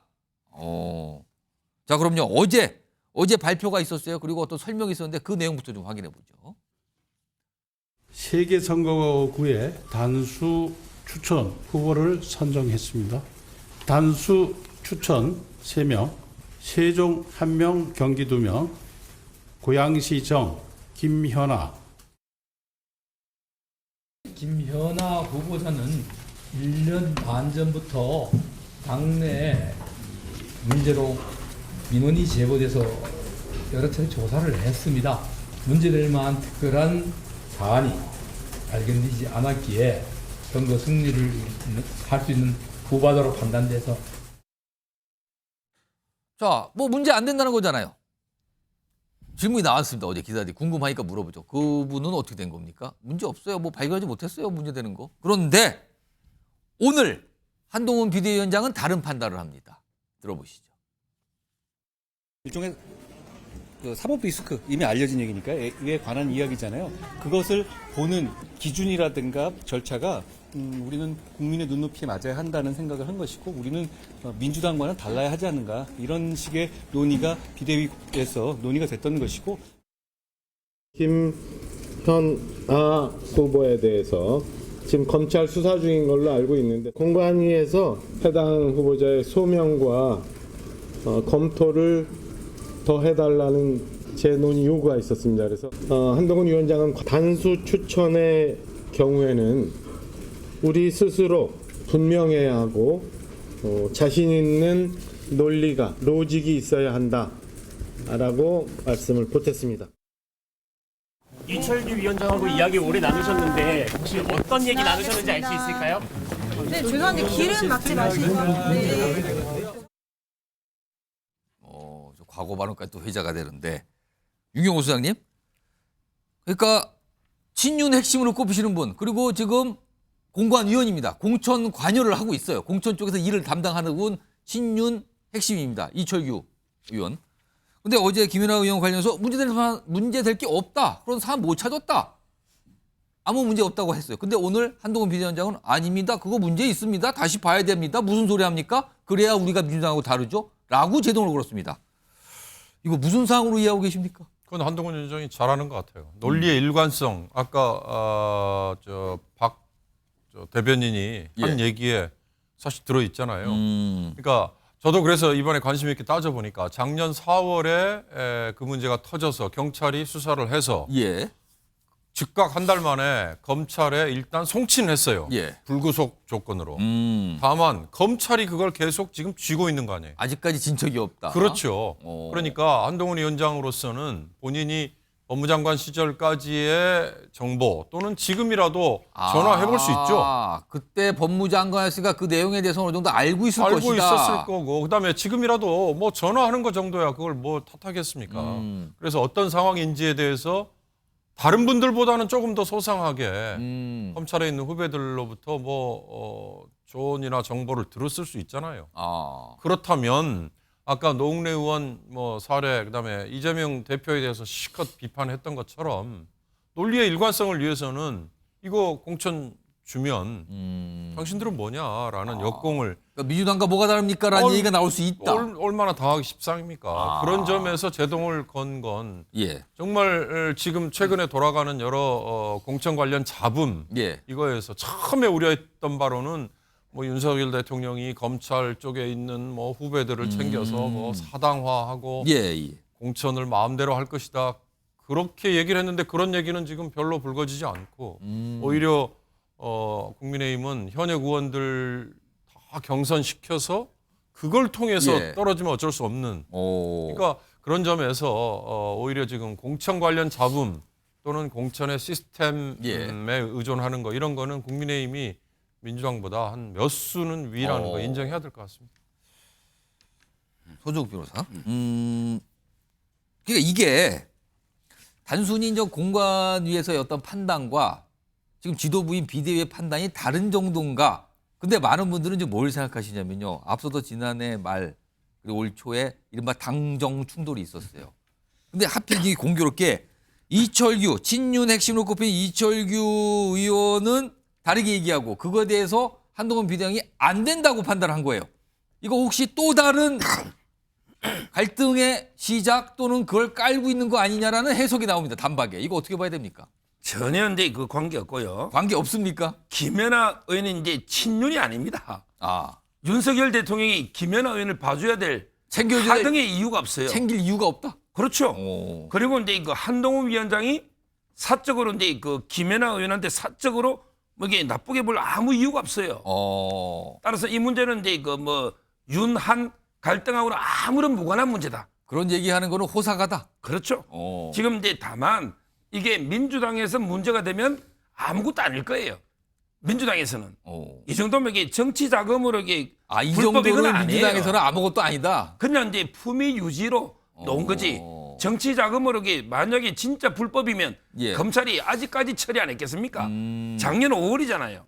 이미 얼마나 지났습니까? 명백하게 범죄 혐의가 있으면 기소했을 거예요. 그래서 이제 근데 검찰도 애매하니까 들고 있는 거 아니겠습니까?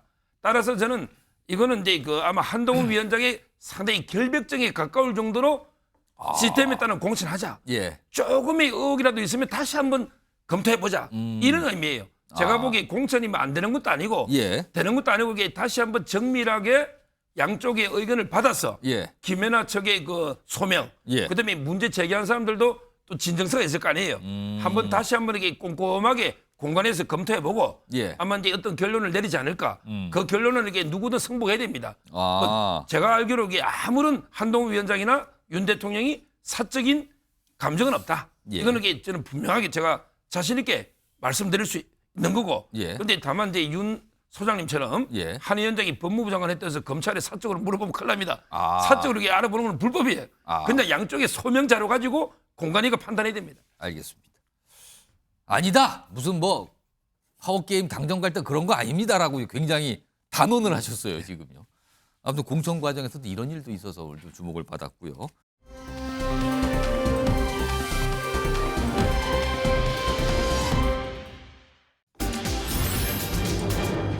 자, 다음 이슈 제목이 바로 등장을 했는데요. 조국 신당과 관련해서 난리가 났다고요? 어떤 분들이요? 표현은 개딸들, 민주당 또는 이재명 대표의 강성 지지층이 조국 신당을 보면서 난리 또는 당혹 이런 거라는 거예요, 지금요. 자, 그럼요. 우선 조국 전 장관 신당과 관련된 여러 목소리도 그동안 많이 냈죠. 그 내용 좀 묶어봤습니다. 확인해 보시죠.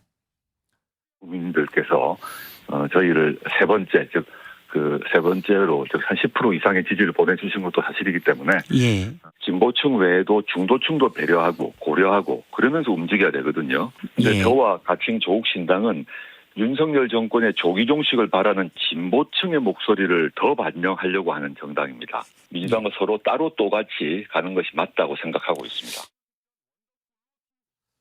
지금 뭐 조국 신당 뭔가 움직임이 계속 있죠. 그리고 당을 만드는 모습 구체적으로 좀 가고 있어요. 그리고 최근에 어떤 지지하시는 분 누굴 영입했다, 어떤 분이 후원회장다, 막 이런 얘기까지 들리고 있는 상황입니다. 지금요. 자, 그런데요. 다음 여론조사 결과가 하나가 최근에 나온 게 있는데 그것 좀 확인해 보죠. 여기 보면요. 이게 최근에 있었던 여론조사의 밑에 하단에 여론조사 기관 그리고 날짜가 나오는데요. 최근입니다. 17, 18이니까 가장 최근이죠. 비례정당, 그러니까 비례대표 투표할 의향에 대해서 질문을 던진 거예요. 투표 총선 때 비례대표는 어느 정당을 좀 지지하실 것 같습니까? 지지하시겠습니까? 이걸 물어봤는데 일단 보시면 국민의 미래, 국민의힘 아닙니다. 다 위성 정당들이 등장하는 거죠. 여기는 국민의힘이 만드는 국민의 미래가 40.3, 그리고 민주당이 주주해서 만드는 비례연합정당이 29.6. 좀 차이가 나죠? 그런데요. 세 번째 보세요. 조국 신당이 9.4입니다. 개혁신당보다 조금 높게 나왔어요. 물론 이게 오차 범위를 감안해야 되지만요. 이게 전체 유권자들의 어떤 판단이라고 볼 수가 있는 거죠. 자, 이렇게 나왔습니다. 요거 좀 기억해 두시고요. 다음 준비된 그래프는요. 민주당 지지자들만 따로 모았어요. 지역구 투표에서 민주당 지지한다 이렇게 밝히신 분만 비례정당 쪽 의향을 물어봤는데 뭐 민주당 지지하시는 분이니까 민주당이 주도해서 만드는 비례연합정당의 거의 63.9 압도적으로 여기를 지지하고 있죠. 그런데 두 번째가 조국 신당이죠. 순위는 예상이 돼요. 근데 비율이요 20.3입니다. 굉장히 높습니다. 지역구에서는 민주당을 지지한다고 밝히신 분이 비례대표에서는 조국 신당을 지지한다고 20.3%나 간 겁니다. 그러면은 만약에 조국 신당이 없었더라면 어떻게 되는 거죠? 민주당이 만드는 비례정당으로 가지 않을까? 이렇게 생각하는 게 지금 민주당의 강성 지지층인 것 같아요. 일단 성취훈 부의장. 네. 이거 조국 신당 비례 투표 관련해서 민주당에 타격을 주는 겁니까 지금? 일단 저 여론조사가 과잉 대표돼 있다라고 전 지적을 하고 싶고요. 과잉 대표요? 예, 왜냐하면 여론조사에 신당의 이름에 그 사람의 이름이 들어가면 과잉 대표돼서 나올 수밖에 없습니다. 조국 신당이라는 그렇죠. 이름으로? 예, 그럼 만약에 조국 전 장관이 신당 이름을 아예 조국 신당으로 정하면은? 뭐 그것도 영향을 줄 수는 있겠죠. 근데 그 원래 이 비례정당 지금 신생 제3지대에 많은 정당이 있지 않습니까? 예. 처음에 이준석 신당이라고 들어갔을 때, 이낙연 신당이라고 들어갔을 때 지지율이 더 높게 나왔었습니다. 물론 이름이 들어가면? 그것과 뭐 이름이 들어간 것과 안 들어갔을 때 그 비교를 직접 비교를 하기는 어렵지만 보통 원래 여론조사에서 우리 지금 여론조사 전문가의 지금 배종찬 소장님이 지금 그 안 계시지만 예, 바쁘서 가셨어요. 예, 그렇지만 원래 여론조사에 특정인의 이름이 들어가게 되면 과잉 대표되게 돼 있습니다. 왜냐하면 그 사람의 영향력까지 포함돼서 그러면은 만약에 조국 예. 신당이 사람 이름이 들어가진 다른 당명을 정했다면 좀 전 많이 줄어들 거라고 수치가 봅니다. 좀 낮아졌을 예. 거다. 그리고 저 여론조사 결과에 좀 조국 전 장관께서는 마주 고무되신 것 같고 그리고 결국 민주당을 지지하는 비례 투표 의향이 있으신 분들이 조국 신당을 지지하는 것이기 때문에 피해가 없다. 그러니까 밀단은 어느 정도 분산되는 전체 건 선거에 있을 거다. 영향은 없다라고 주장을 하시는데 저는 그렇게 보지 않습니다. 비례 투표에는 저렇게 나올지 모르겠으나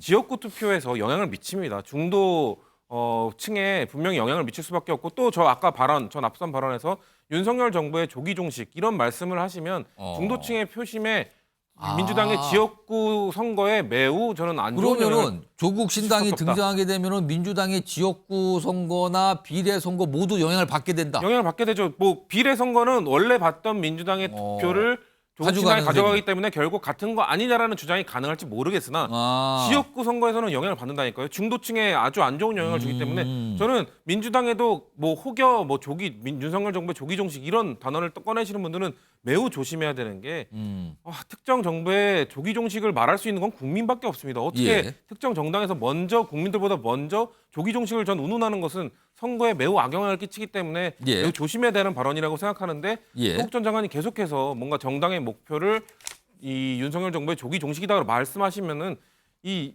민주당의 이 지역구 선거 특히나 이 중도층 표심에 영향을 받는 수도권 선거에 매우 악영향을 전 끼칠 거라고 보기 때문에 글쎄요 저는 우리는 조국의 강을 건널 수 있지만 본인은 지금 강이 아니라고 그러는데. 뭐 우리가 뭐 조국의 길을 막을 수 없는 거 아니냐 이런 생각을 갖고 있었는데 이런 식의 발언 뭐 또 특히나 지금 뭐 뒤에 볼지 모르겠으나 지금 뭐 이중당적을 마치 조장하는 듯한 발언. 저는 그 얘기가 좀 있었어요. 저는 매우 이건 충격적으로 받아들였거든요. 법학을 가르치셨던 분이 어떻게 이중당적을 조장하는 듯한 발언에 대해서 전혀 제지도 하지 않고 오히려 뭐 다른 방법도 있다 이런 식으로 말씀하시는 거 보면서 저는 이런 발언을 보는 과연 중도층 표심이 저는 굳게 바라보실 건 아닐 것 같다라고 보고 있습니다. 자, 이런 상황을 보고요. 이재명 대표의 어떤 열성 지지층들, 이재명 대표의 어떤 팬카페죠. 제명인의 마을. 여기에 보면 글들이 좀 많이 나오는데 그거 좀 소개해드리죠. 몇몇 대목들이 있는데 이런 거예요. 총선은 조국이 죄를 뿌리네. 조국이 신인 아니지 조국 헌당. 민주당 표만 가져간다. 조국 신당 안 만드는 게 나았다. 조국 민주당의 구걸할 입장 아니다. 약간 반발하는 목소리인데 강진애 변호사 이른바 강성 지지층 뭐 개딸로 표현되죠 약어로. 약간 당황하고 약간 뭐 한마디로 말씀드리면 굉장히 좀 뭔가 격앙됐다 이렇게 봐야 됩니까? 지금 나와 있는 글 중에 조국 신당은 민주당 표만 가져가.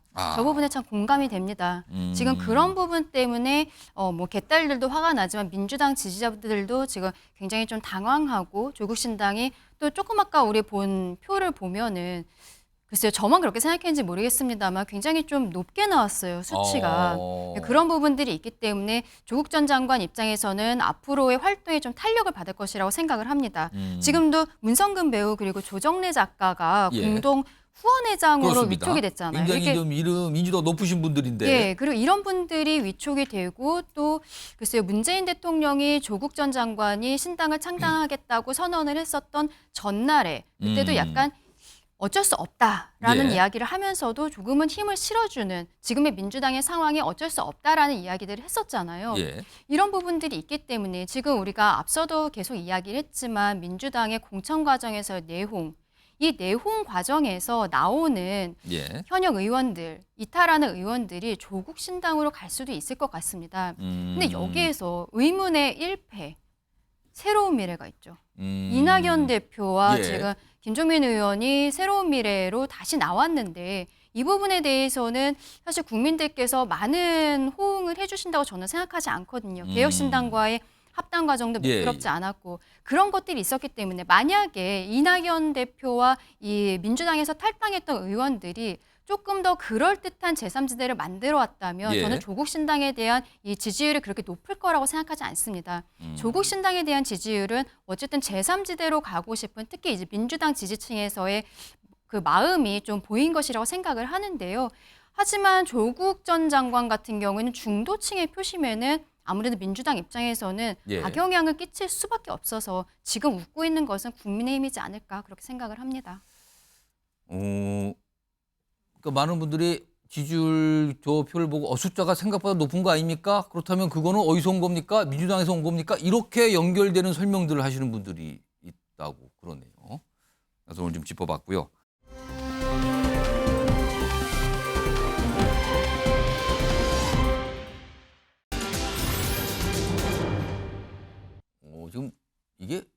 무슨 제목일까요? 반에서 30등 의사 되면 문제? 이게 무슨 말입니까? 어떤 분이 저런 얘기를 꺼내줬나 보죠? 지금 뭐 반에서 20등, 30등 이게 너무 좀 감성을 자극하는 발언 같습니다. 예, 집방에 있는 학생들은 공부를 못한다 이런 감성을 자극하는 것 같은데 지금 윤경호 소장님, 반에서 20, 30등 얘기까지 나왔네요. 그러면 그런 의사는 국민이 원치 않을 것 같다는 취지인데 이거 뭡니까 이게? 저런 말 실수가 이제 서로 본질을 흐리게 만드는 거죠. 약간 이건 자극하지 않습니까? 그렇습니다. 서로가 서로를 자극하는 거예요. 그렇다고 해서 복지부 관계자가 뭐 지방에 있는 학생들은 그러면 실력이 떨어진다고 얘기하는 거냐 그렇게 말하는 것도 제가 보기엔 무리고요. 이번 사태를 놓고 우리 사회 의료 체계가 얼마나 저는 엉망인지 주먹구구인지를 다시 한번 확인을 했어요. 이를테면 5대 상위 병원을 포함한 대형 병원에 흔히 말하는 인턴 레지던트가 전체 의사 중에 40%나 차지하고 있더라. 거의 절반이네요. 외국의 경우는 10% 전후더라고요. 실제 전문의들이 오히려 그런 병원은 다 차지하고 있는 거죠. 우리 사회가 그만큼 구조개혁에 지금 등한시했던 거 아니에요. 특히 이번에 이제 의사들이 지금 파업합니다. 2020년에 문재인 정부 시절에 예. 정부가 굴복했던 가장 큰 이유, 코로나 때문에 의료 대란이 더 생길 수 있을 것이다라는 우려 이해합니다. 예. 그런데 당시에 국가고시 거부했던 친구들을 예. 나중에 다 허용해 줬잖아요. 그러니까 그런 식의 정부 공권력이 한 번 굴복을 한 게 지금 의사들의 콧대를 이만큼 높여놓은 건데. 그러니까 지금 뭐 사표 내고 해도 나중에 다 구제된다. 뭐 될 거다라고 믿는 구석이 있는 반면 지금 윤석열 정부는 강하게 아마 예. 끝까지 밀 것이다라는 거 좋습니다. 그러나 현실을 따져보면 한 해 2,000명? 이건 정말 무리 아니에요. 아무리 사전 조사 결과에 시뮬레이션을 했는데 원하는 숫자를 내놓으라고 했을 때 부풀려서 내놓은 거 물론 의과대학마다 그렇게 했겠죠. 그러나 현실을 따져보면 아까 반에서 뭐 30등 운운하는 얘기가 나오는 것도 의사들의 흔히 말하는 영어로 퀄리티 컨트롤이 될 수 있어? 교육이 과연 가능해? 예. 이런 얘기를 일반인들도 하잖아요. 그렇다면 매년 10%, 그 다음에는 20%, 그 다음엔 30%라는 식의 현실적으로 가능한 증원 방안을 내놓는 게 지금 맞는 거 아닌가 싶고요. 예. 그렇다고 해서 의사들이 지금 지역의료, 공공의료 구멍 난 거 이거 해결 못 하잖아요. 반대하는 거 국민이 절대로 수용 안 할 겁니다. 예. 양쪽이 서로 분명히 접점을 찾아야 된다. 그 얘기입니다. 그러니까 지금 일부 서울의 대형 병원들 보면 거의 절반 가까이 그러니까 전공이죠. 배우고 있는 의사들. 아직 다 마치지 않은. 이렇게 비율이 높은 거 보면 의사 자체가 부족한 거 아니냐. 뭐 이런 얘기가 또 나옵니다. 그래서 이런 상황에서 교육부가 지난해 말에 전국의 의대를 상대로 의대 증원도 늘리면 어느 정도까지 수용할 수 있습니까를 조사한 적이 있었어요. 화면 좀 보겠습니다. 당시에 전국의 의대가 다 썼어요. 몇 명까지 가능하다고. 그게 최소 2,151에서 최대 2,847, 3,000명 가까이 되죠. 이 정도는 증원 희망합니다라고 써냈어요. 2,000명쯤 되죠, 지금. 근데요, 최근에 의대 학장들이 성명을 했어요. 완전히 다른 얘기를 합니다. 들어보시죠. 2,000명이란 수치는 지난 1월 9일 본 협회가 2025학년도 입학에 반영할 증원 규모로 제안하였던 350명과 큰 괴리가 있을 뿐만 아니라 지난해 교육부 주관으로 수요조사 당시 무리한 희망 증원 규모를 교육당국에 제출하였던 점을 인정하고 이에 대해 유감의 뜻을 표합니다. 홍수현 부의장, 뭐 몇 달 사이에 그냥 유감이면 되는 겁니까? 뭐 숫자가 차이가 너무 나는데요, 지금? 저렇게 말 바꾸는 것도 좀 문제라고 생각하지만 전 정부도 그냥 그걸 다 합치면 됩니까? 다 그냥 전 2,000명이라는 숫자가 어떻게 나왔는지 궁금했는데 이번 발표 보면서 저렇게 주먹구구식으로 했다고? 주먹구구 아니고 다 수요조사한 거다라고 말을 하겠지만 수요조사한 거 다 들어주는 수치가 과연 적절한 수치입니까? 적절한 논의를 못했다라는 지적을 드리고 싶고 저는 의사협회가 자초한 것도 있다고 생각합니다. 그 문재인 정부 때도 실패했던 이슈 아닙니까? 그때 너무 고자세로 전혀 하나도 수용하지 않으려는 입장을 보였던 것도 문제지만 그렇다고 해서 문재인 정부 때도 실패했는데 더 강하게 예. 그리고 지금 한 가지 지적하고 싶은 건 의사 집단을 악마화시키면 안 돼요. 의사가 마치 나쁜 집단인 것처럼 예. 자신들의 이익만 추구하는 것처럼 너무 그렇게 접근해도 안 된다는 겁니다. 국민들의 이익을 위해서 어떻게 같이 논의하는 파트너로 생각해야 되는데 예. 지금 윤석열 정부가 너무 악마화시키고 있다. 이건 좀 우려스러운 부분입니다. 강준혜 변호사는 350명. 네. 근데 몇 달 전에는 2,000명 넘고 차이가 많이 네. 나요. 맞습니다. 지금 학교들에게 그 보건복지부에서 얼마나 학생들을 더 받을 수 있느냐라고 물어봤고 거기에 대해서 각 의과대학에서 그 보낸 수치들을 합친 것인데요. 그래서 정부에서도 지금 보건복지부에서 하는 이야기는 그것입니다. 2,000명 정도가 이렇게 나왔을 때 본인들이 거기에 대해서 그대로 받아들인 것이 아니라 현장 조사를 갔었다. 그래서 실제로 그렇게 증언이 가능한 것인지 보건복지부에서는 이미 확인을 했다라고 이야기를 하고 있습니다. 그리고 지금 의대 그 학장 협의회 이 얘기가 참 앞뒤가 맞지 않는데 이렇게 무리하게 본인들이 무리하게 이야기를 했다는 것이 학교보다는 그 대학 의대보다는 예. 학교 본부에서 한 이야기다라면서 책임을 전가하고 있거든요. 이런 부분들이 국민들의 눈높이에 맞는 해명이 되는지 저는 그 부분도 참 의문입니다. 지금 자막으로 들어오는데 의협에서 나온 얘기인가 본데요. 의사는 자식 못 떠날 매 맞는 아내. 이 무슨 말입니까 지금 이게 또 무슨 비유를 했는데 뭐 저런 얘기가 좀 나왔어요. 이거 조금 더 시간이 좀 필요해 보입니다. 자 오늘 MBN 뉴스와이드는 여기서 마무리하겠습니다. 고맙습니다.